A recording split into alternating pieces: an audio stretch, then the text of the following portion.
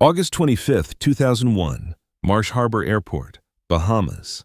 A twin-engine Cessna 402 carrying 9 people rolls onto the runway in the early evening heat. Seconds after takeoff, it rolls hard to the right, clips a row of trees at the edge of the airfield, and falls out of the sky. On that plane is a 22-year-old woman who had just wrapped a music video on the beach. Her self-titled album was sitting at number 2 on the Billboard 200. A film franchise was opening up in front of her. An entire future was waiting. Missy Elliott told Rolling Stone in the days after the crash that the world had just lost one of the purest talents it had ever produced. So why was Aaliyah on that plane, who allowed an overloaded, improperly certified aircraft to take off with her on board? How did a girl exploited by the music industry at 15 years old become one of the most influential artists of her generation? And why did that same industry fail her not once, but twice? The truth involves a forged marriage certificate, a runway in the Bahamas, and nearly 2 decades of silence. Detroit, Michigan. January 16, 1979. Aaliyah. Dana Houghton was born into a family where music was not a hobby or an ambition. It was the air they breathed. Her mother, Diane, had sung. Her uncle, Barry Hankerson, was a music manager with deep connections inside the industry. From the very beginning, the world Aaliyah was born into pointed in one direction. She was, by every account from teachers, family members, and early collaborators, unnervingly gifted. Not in the way that gets children praise to keep them quiet, but in the way that stops a room cold. She had perfect pitch, natural stage presence, and an emotional intelligence in her vocal delivery that most trained adults spend entire careers trying to develop. According to Christopher John Farley's biography, Before I Let Go, published by MTV Books in 2003, those around her recognized almost immediately that what they were seeing was something genuinely rare.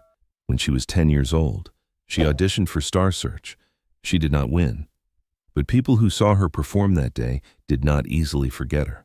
At 11, she performed for 5 nights alongside Gladys Knight at a Las Vegas residency. Farley's biography describes this period as formative in a way that went beyond the music itself. Most children that age are figuring out middle school. Aaliyah was learning how to hold a paying audience of thousands, night after night, under professional lights. She was absorbing, at an age when most kids were still figuring out who they were, the discipline and composure that would define her entire career. Her uncle Barry Hankerson became her manager. And in 1993, when Aaliyah was 12 going on 13, he arranged for her to meet Robert Sylvester Kelly. Kelly was 26 years old. He was, at that point, one of the most commercially powerful figures in R&B, a singer and producer whose instincts for melody and rhythm had made him a dominant force on radio and in record sales. Hankerson brought them together professionally. Kelly signed on to write and produce Aaliyah's debut album. What followed? According to reporting by journalist Jim DeRogatis at the Chicago Sun-Times and the later documentary series Surviving R, Kelly on Lifetime in 2019 was a deliberate and methodical grooming of a child. Kelly positioned himself as a mentor. He controlled her studio environment. He made himself central to her professional identity at an age when she had no framework to understand what was actually happening around her. By the time Aaliyah turned 14, she was in the studio recording what would become her first album. The adults in the room, managers, label representatives, and industry handlers either did not know, did not look, or chose not to ask the questions that needed to be asked. According to DeRogatis' reporting, which was later corroborated by the documentary record, the answer, in too many cases, was the last of those 3 options. The album was called Age Ain't Nothing But a Number. The title was chosen by R.O. Kelly. It was released in 1994. It sold over 1 million copies. It put Aaliyah's face on magazine covers and her voice on radio stations across the country. And almost no one in a position of power said a word. But behind the album, behind the singles and the photo shoots and the interviews, something had already happened that the industry would spend years trying to ignore. A marriage certificate, later obtained and published by the Chicago Sun-Times in 2000, showed that on August 31, 1994, Kelly had married Aaliyah Dana Houghton. The certificate listed her age as 18. She was 15 years old. The document was, according to all subsequent reporting, fraudulent. Her parents discovered what had happened and took action. According to Farley's biography and DeRogatis' reporting, an annulment was obtained in Michigan in 1995. The marriage was legally dissolved. Aaliyah was 16 years old. She did not speak extensively about that period in her later interviews. Those who knew her described someone who had learned, very early and out of painful necessity, to keep the distance between her public self and her private one carefully managed. What she did do. And this is the part of the story that deserves far more attention than it typically receives, was leave. She walked away from Kelly, from Jive Records, from everything that environment represented. She was a teenager, and she was starting over from nothing. The rage she never publicly expressed, the grief she had every right to show, she put it somewhere else. She put it into work. And what came out the other side would change American music. In 1996, Aaliyah released One in a Million. It was her second album and her first made entirely without Arthur Kelly. She was 17 years old. What she and her new collaborators built on that record was not simply a follow-up to a debut. It was a declaration, a new sound, a new identity, and a very deliberate step away from everything that had come before. The collaborators she found were two largely unknown producers from Virginia Beach, Timothy Mosley, who went by Timbaland, and Melissa Elliott, who went by Missy, were at that point still building their reputations. What the three of them created together on One in a Million was, in retrospect, one of the most quietly revolutionary records of the decade. Timbaland built tracks out of skittering percussion, deep bass, and carefully constructed negative space. He left gaps where other producers filled every second. And Aaliyah, rather than rushing to fill those gaps the way most singers would have, floated above them. Her voice was controlled, understated, cool in a way that R&B had rarely heard from a female artist. Rolling Stone and Billboard both noted the album's unusual sonic architecture. Critics reached for words like futuristic and hypnotic. She was 17, and she sounded like nothing else on the radio. Timbaland has spoken in multiple interviews over the years about what made working with Aaliyah different from working with anyone else. She understood the music instinctively. He has said in interviews reported by Rolling Stone and Billboard, she did not need lengthy explanations of what he was building. She heard the track, found her place inside it, and trusted the space. That quality, that willingness to inhabit silence rather than overpower it, was something he had never encountered before and would spend the rest of his career trying to recreate. Missy Elliott, in tribute statements and interviews reported by Rolling Stone and MTV News over the years, has described their relationship as something closer to sisterhood than professional collaboration. They challenged each other. They pushed each other. The dynamic between the three of them in the studio was, by every account they have given, genuinely equal and genuinely warm. The contrast with the controlled and manipulative environment Kelly had built around her years earlier could not have been more complete. In 1998, Aaliyah recorded Are You That Somebody for the Dr. Dolittle soundtrack. The song was built around a baby's giggle that Timbaland looped into a rhythm that felt, simultaneously, completely alien and utterly irresistible. It became one of the most played songs on American radio that year. It earned her a Grammy nomination. It introduced her to an audience that had not been there for the first album. She was 19 years old, and she was, by any measure the industry used, a genuine star. But the personal damage from those earlier years was not a thing that simply dissolved because the career was going well. People who knew her during this period, speaking to biographers and journalists, described someone who was intensely guarded, someone who took a long time to trust, someone who had developed, out of hard-won experience, a professional composure that kept most people at a careful distance. Farley wrote in Before I Let Go that she had learned very young how to manage the gap between her public self and her private one. That skill had kept her functional. It has also made genuine intimacy difficult. She was also, by all accounts, ferociously ambitious in the most serious sense of that word. Not fame-hungry, not chasing attention, genuinely driven by craft. She took acting classes. She studied dancers. She was working, methodically and without complaint, towards something larger than the music alone. The industry saw a pop star. She was an artist. In 2000, Romeo Must Die became her first leading film role, opposite Jet Li. Critics were divided on the film itself, but most of them noted the same thing. She had a genuine screen presence. She was not a musician attempting to act. She was, or was very rapidly becoming, a performer who happened to work in multiple mediums and was becoming formidable in all of them. Then in July 2001, the self-titled album Aaliyah arrived. It debuted at number 2 on the Billboard 200. Rolling Stone reviewed it as her most mature and fully realized work. Vibe magazine put her on the cover. More than a woman. We need a resolution. And Rock the Boat were everywhere. She had also completed filming on Queen of the Damned, playing the vampire queen Akasha in an adaptation of Anne Rice's novel. The footage that exists from that production shows someone commanding the screen with a physical authority that suggested an acting career of serious potential. She was 22 years old. She was at the peak of her powers. Everything she had worked toward since she was a child performing in Las Vegas was finally, tangibly, within reach. The industry that had failed to protect her at 15 was still the same industry. The same structures, the same silences, the same willingness to look the other way when something inconvenient sat directly in front of them. Aaliyah had outrun it once through sheer talent and determination. She was about to discover that outrunning it twice was not something the universe was going to allow. The word descent implies a visible collapse, a public unraveling, something you can point to and say, "There." That is where it started going wrong. What happened to Aaliyah in the months before August 2001 looked nothing like that. Her career was not collapsing, it was ascending. The descent, when it came, did not come from inside her. It came from the system around her. And it came quietly, through a series of decisions made by other people that she had no reason to know about and no power to prevent. Romeo Must Die had opened in March 2000 to mixed critical reception but solid box office numbers. More importantly, it had demonstrated something the industry had not fully anticipated. She could carry a film. Variety and other outlets noted her screen presence in terms that went beyond the standard praise given to musicians crossing over into acting. She was, reviewers suggested, the real thing. A franchise seemed genuinely possible.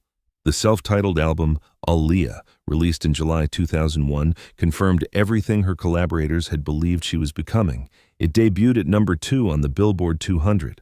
Rolling Stone called it her most artistically confident work.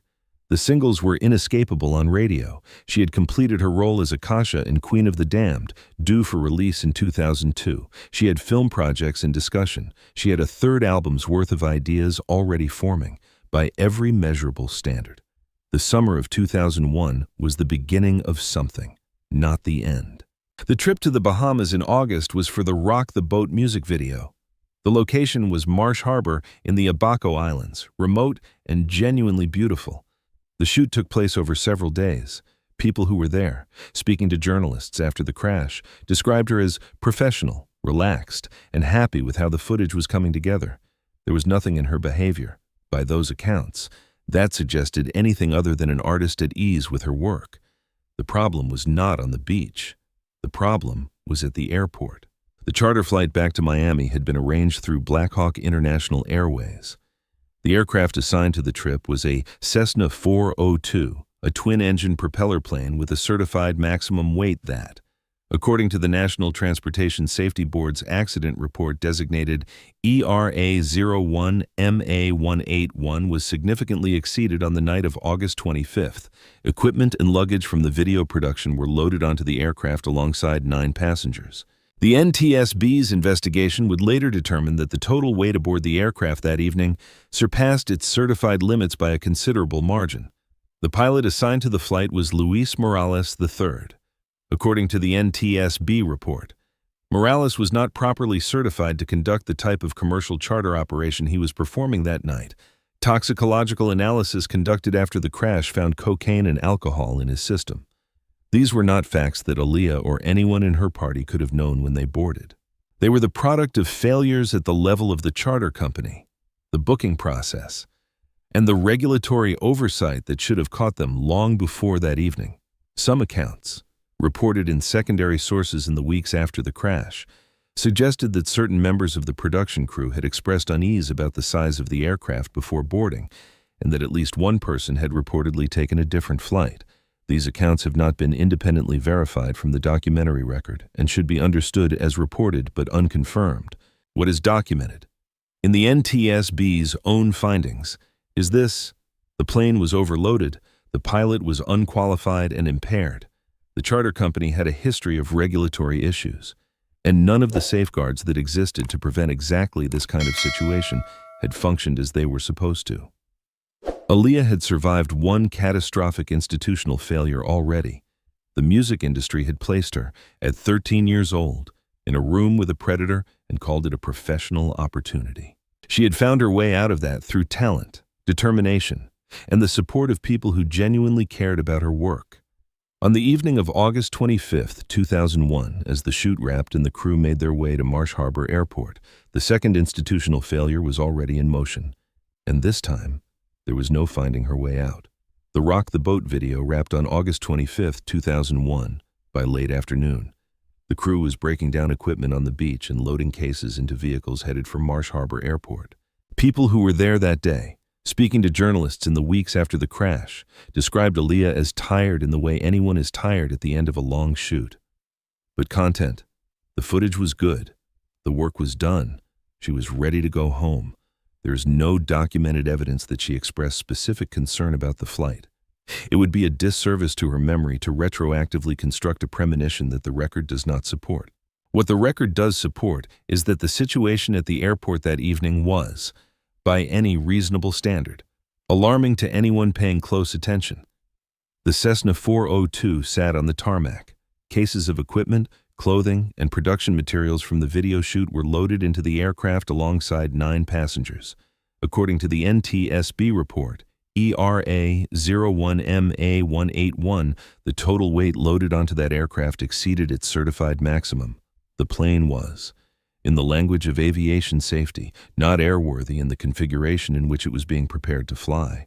Whether objections were raised and overridden, or whether the people present simply did not understand the severity of what they were looking at, is something the documentary record does not fully resolve. What is documented is that no one with the authority to stop the flight did so. Luis Morales III, the pilot, had cocaine and alcohol in his system. He was not properly certified for the operation he was about to conduct. The charter company that had arranged the flight had a regulatory history that should have raised questions long before that evening. None of those questions had been asked loudly enough, or by the right people, at the right time. At approximately 6:48 p.m. local time, the Cessna 402 began its takeoff roll on the runway at Marsh Harbor Airport. Aaliyah was 22 years old. She was going home. The Cessna 402 became airborne and almost immediately began to show signs that something was catastrophically wrong. According to the NTSB accident report, ERA-01MA181, the aircraft rolled sharply to the right shortly after liftoff. It did not gain altitude. It did not stabilize.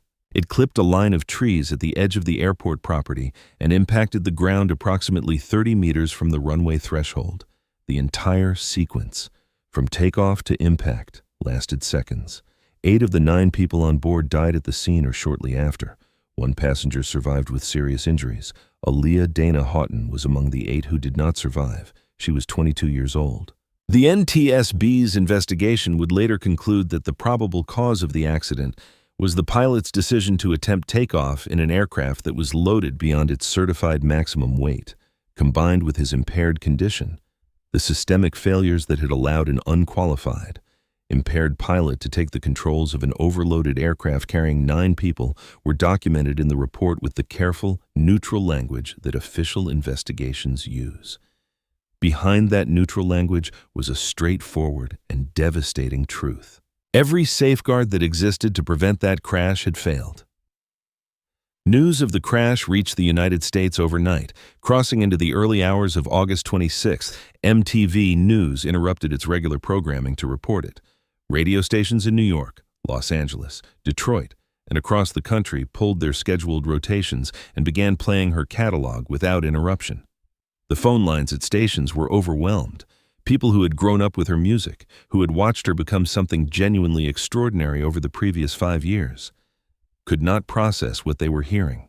Barry Hankerson, her uncle and manager, issued a statement confirming her death. Her parents, Michael and Diane Houghton, were notified in Detroit, the city where she had been born, where she had first stood on a stage and understood what she was capable of, grieved in a way that cities rarely do for anyone.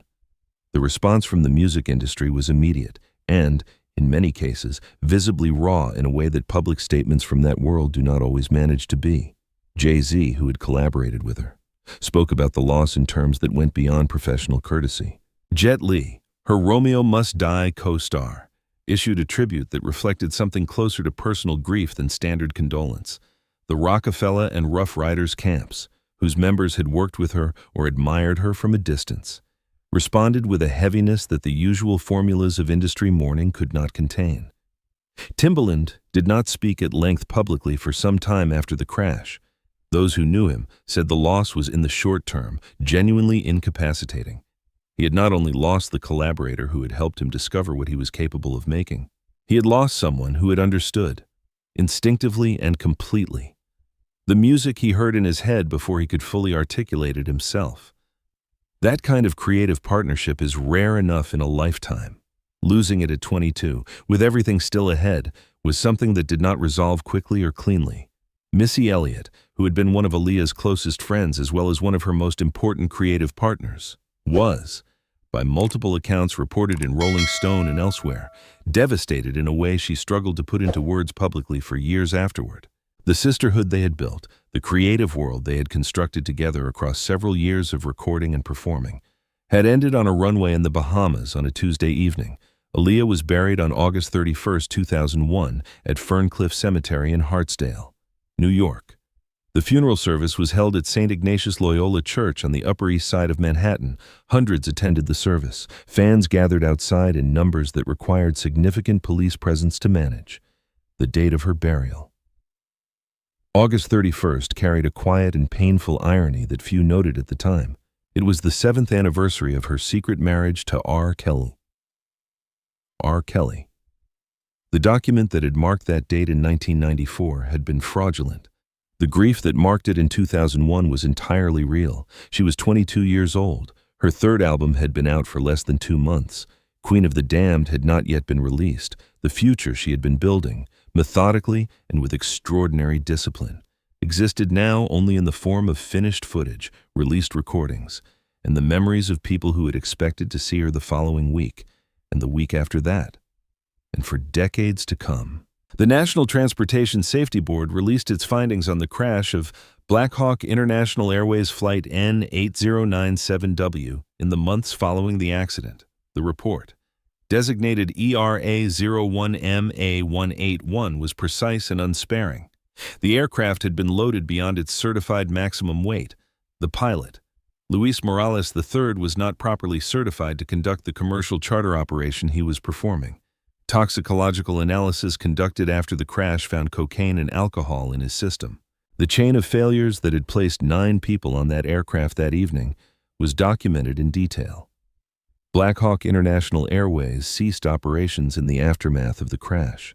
The Federal Aviation Administration reviewed the company's history and found a record of regulatory issues that prior oversight had failed to adequately address.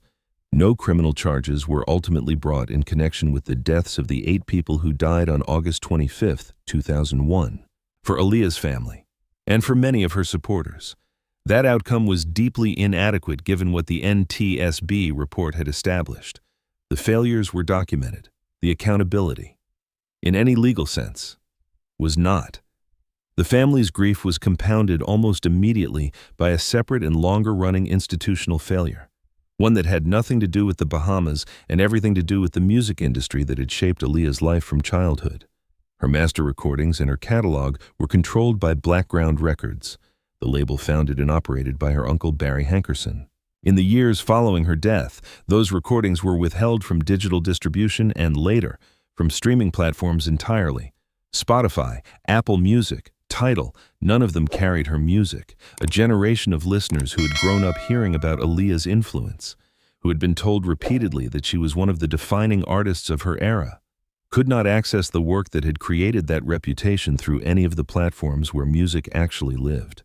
Hankerson offered various explanations over the years. The reasons shifted, the result did not. For nearly 2 decades, the catalog of one of the most influential R&B artists of her generation was effectively inaccessible to the mainstream audience. Missy Elliott and Timbaland both spoke publicly about the situation in the years before it was resolved, calling for the music to be made available. The fan base organized campaigns. The music press covered the withholding with increasing frustration. None of it moved quickly enough.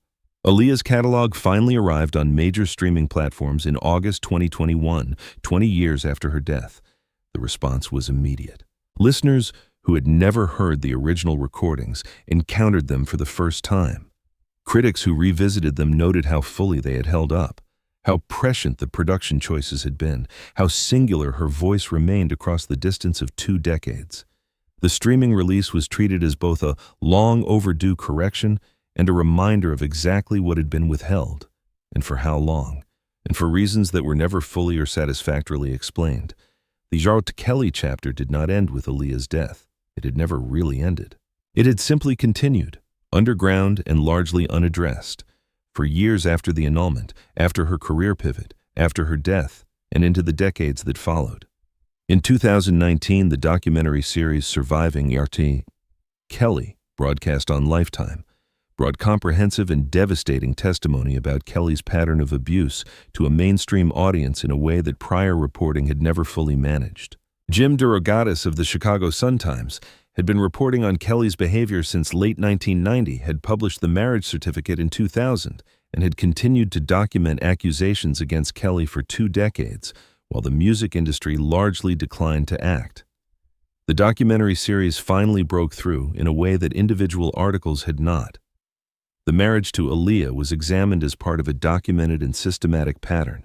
The false marriage certificate, the falsification of her age, the role of adults in the music industry in facilitating or ignoring what had happened to a 15-year-old girl, all of it was placed in the context of a much larger and far more extensive record of predatory behavior.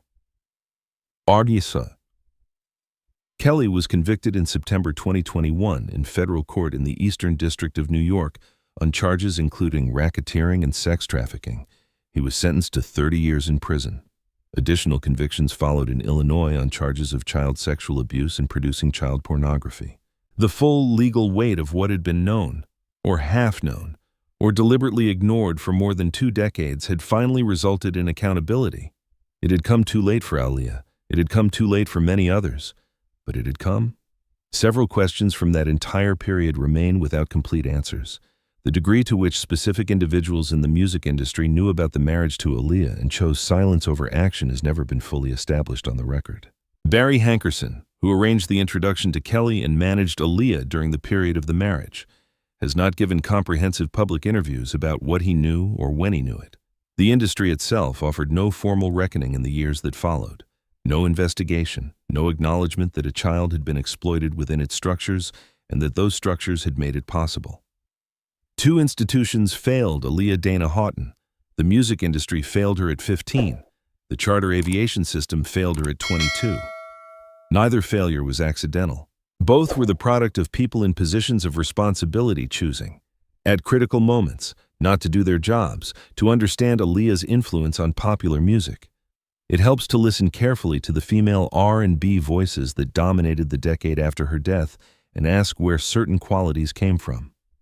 The controlled delivery, the willingness to hold back rather than push forward, the instinct to let the production breathe rather than compete with it, the cool, understated authority that made a vocal performance feel inevitable rather than effortful. These qualities did not originate with Aaliyah, but she refined them into a template that an entire generation of artists absorbed and built upon. Beyoncé, Rihanna, and Ciara have all been cited by music critics writing in Rolling Stone, Pitchfork, and Billboard as artists who carried forward elements of the sonic and stylistic vocabulary that Aaliyah helped establish. The influence was not always explicit or directly acknowledged in interviews. It was structural. It was in the way tracks were built and the way voices were placed inside them. Timbaland's production fingerprints, developed in large part through his collaboration with Aaliyah, spread across an entire era of popular music. The skittering percussion, the negative space, the rhythmic unpredictability that felt futuristic in 1996 became, within a few years, the dominant sound of mainstream R&B and pop. Timbaland has spoken in interviews reported by Rolling Stone and Billboard about the degree to which working with Aaliyah shaped his identity as a producer. She taught him, he has said, what it meant to trust the music rather than over-explain it. That lesson informed every significant record he made after her death. Across collaborations with artists from Justin Timberlake to Jay-Z to Madonna, the sound he built with her became the foundation everything else was constructed on. Missy Elliott, whose own career ranks among the most singular in the history of hip-hop and R&B, has spoken consistently and publicly about Aaliyah as a creative peer who challenged and inspired her in equal measure. In tribute statements and interviews reported by Rolling Stone and MTV News over the years, she has described their friendship as one of the most important of her life, professional or otherwise. The loss, she has indicated across multiple interviews, is not something that resolves. It remains. Queen of the Damned was released in February 2002, 6 months after Aaliyah's death. Critics were divided on the film. Most of them were not divided on her. Reviewers across mainstream outlets noted that she was its most compelling presence, that she brought to the role of Akasha a physicality and commanding stillness that suggested an acting career of genuine and serious potential. What she might have built across a film career, measured in decades rather than 2 titles, is a question the industry has been sitting with ever since. When her catalog finally arrived on streaming platforms in August 2021, the numbers confirmed what her collaborators and her fanbase had been saying for years. The music had not aged. 1 in a Million and the self-titled album returned to charts and playlists with an immediacy that spoke to how fully the work had held up across 2 decades of distance. Younger listeners encountering the recordings for the first time responded to them the way listeners had responded in 1996 and 2001. The sound still felt ahead of where everything else was. The R. Kelly conviction in September 2021 arrived in the same month that her streaming numbers were climbing. There was no official connection between the 2 events. But for people who had followed the full arc of her story, the timing carried a weight that was difficult to ignore. The man who had exploited her at 15 was sentenced to 30 years in federal prison. Her music was finally free to reach the audience it had always deserved, 20 years later, and at enormous cost. Something that resembled justice had arrived on both fronts simultaneously. She was 22 years old when she died. She had already changed the sound of popular music, survived an exploitation that would have ended most careers before they began, and was in the process of building something that might have been genuinely historic. The talent was that large, the work was that good, and the loss, measured against everything that was still ahead of her, remains almost impossible to fully account for. Go back to the beginning, go back to Marsh Harbor, to the beach, to the late afternoon light on the water. She had just finished a video about ease and beauty and the particular freedom of being exactly where you were supposed to be. Then she walked to the airport, and the system that had been failing her for nearly a decade failed her one final time. She is buried at Ferncliff Cemetery in Hartsdale, New York. It is the same cemetery where Judy Garland rests. 2 women, separated by decades, connected by the particular way the entertainment industry consumes the people it claims to celebrate. Both were extraordinary. Both were failed by the structures built around them. Both were gone far too soon. The final irony is written into her own catalog. She spent her career singing about freedom, about flight, about the particular lightness of moving through the world on your own terms. She built a sound that floated above the earth. She died on a runway. In a 1997 interview with MTV News, Aaliyah said that she wanted her music to make people feel something real, that she never wanted to be the kind of artist who played it safe. She did not play it safe. She made music that was genuinely ahead of its time, survived something that would have broken most people, and kept building anyway. The music is still here. It still sounds like the future. Rest in peace. Aaliyah, January 16, 1979, August 25, 2001.